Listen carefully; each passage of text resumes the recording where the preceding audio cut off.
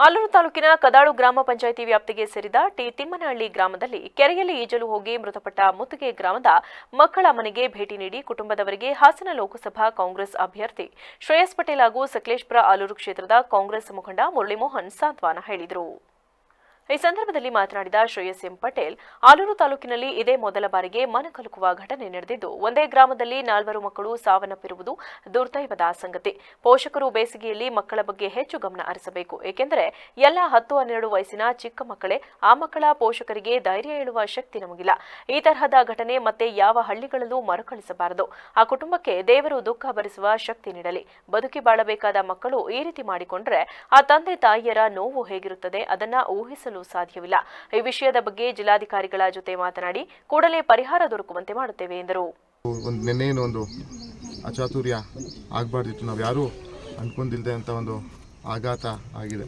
4 ಮಕ್ಕಳು ತೀರ್ಕೊಂಡಿದ್ದಾರೆ. ಒಂದೇ ಗ್ರಾಮದ 3 ಮಕ್ಕಳು ಆಗಿರ್ಬೋದು, ಬೇಲೂರು ತಾಲೂಕಿನ ಮದಗಟ್ಟ ಗ್ರಾಮದಲ್ಲಿ 1 ಮಗು ಆಗಿರ್ಬೋದು. ಎಲ್ಲ 10-12 ಆಸ್ಪಾಸು ವಯಸ್ಸಿನ ಮಕ್ಕಳು.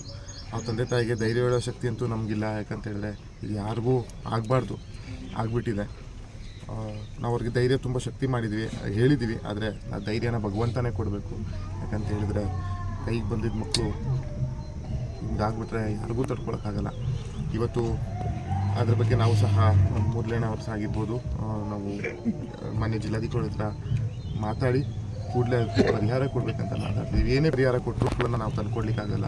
ಧೈರ್ಯ ತಗೊಳ್ಳೋದು, ಭಗವಂತ ಅವ್ರಿಗೆ ಧೈರ್ಯ ಮತ್ತು ಧೈರ್ಯ ತುಂಬಲಿ ಅಂತ ನಾವು ದೇವರಲ್ಲಿ ಪ್ರಾರ್ಥನೆ ಮಾಡ್ಕೊಳ್ಳೋದು ಬಿಟ್ಟರೆ ಪರಿಹಾರ ಒಂದು ಭಾಗ ಆದರೆ ಇನ್ನೊಂದು ಭಾಗದಲ್ಲಿ ಅಚಾತುರ್ಯ ಆಗಬಾರ್ದಿತ್ತು.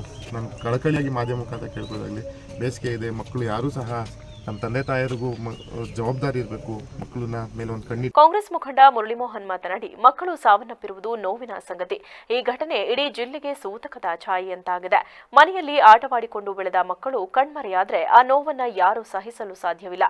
ದೇವರು ಆ ಕುಟುಂಬಕ್ಕೆ ನೋವನ್ನು ಮರೆಸುವ ಶಕ್ತಿ ನೀಡಲಿ. ನಮ್ಮ ಸರ್ಕಾರದ ವತಿಯಿಂದ ಮೃತ ಕುಟುಂಬಸ್ಥರಿಗೆ ಪರಿಹಾರ ದೊರಕಿಸಿಕೊಡುವುದಾಗಿ ತಿಳಿಸಿದರು.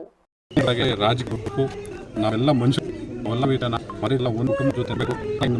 ನಾವು ಕ್ರಮವು ಈ ಥರ ಹೇಳಿ ಯಾಕಂದ್ರೆ ಕೇಳಿದ್ದಾವೆ. ನಾವೇನೇ ಮಾಡೋ ಏನಿಗೆ ಯಾರನ್ನೂ ಕರ್ಕರಿಂದ ಇಲ್ಲ. ನಾವು ಹಾಗಾಗಿ ಮುಖಾಂತರ ನಾವೇನು ಮಾಡ್ತೀವಿ ಅದಕ್ಕೆ ಗ್ರಾಮದಲ್ಲಿ ಬಂದ ಇದ್ದೀವಿ. ಅತ್ತೆ ತಾಯಿಗಳಿಗೆ ಸರಿಯಾದ ಮನೆ ಇಲ್ಲ, ಮನವಾರದು. ಈ ಥರ ಸಾಕಷ್ಟು ನಮ್ಮ ಆಲೂರು ತಾಲೂಕಲ್ಲಿ ಸಾಕಷ್ಟು ಜನಕ್ಕೆ ಮನೆ ಇಲ್ಲ, ಇಲ್ಲ. ಒಂದಲ್ಲಿ ಎಲ್ಲ ಮುಖಂಡರೆಲ್ಲ ಚರ್ಚ್ ಗ್ರಾಮ ಪಂಚಾಯತ್ಗೆ ಶಾಲೆಗಳು ಯಾವ ಮಟ್ಟದಲ್ಲಿ ಎಲ್ಲ ಮಕ್ಕಳಿಗೆ ಉನ್ನತ ಶಿಕ್ಷಣ ಕೊಡಲಿಕ್ಕೆ ಮತ್ತು ಮೂಲಭೂತ ಸೌಕರ್ಯ ಕಲ್ಪಿಸೋದಕ್ಕೆ ನಾವು ನಮ್ಮ ನಾಯಕರೆಲ್ಲ ಸದಾ ಸಿದ್ಧರಾಗಿರ್ತೀವಿ ಅಂತ ಈ ಮುಖಾಂತರ ಮಾಧ್ಯಮದ ಮುಖಾಂತರ ನಾನು ಹೇಳಲಿಕ್ಕೆ ಬಯಸ್ತೀನಿ.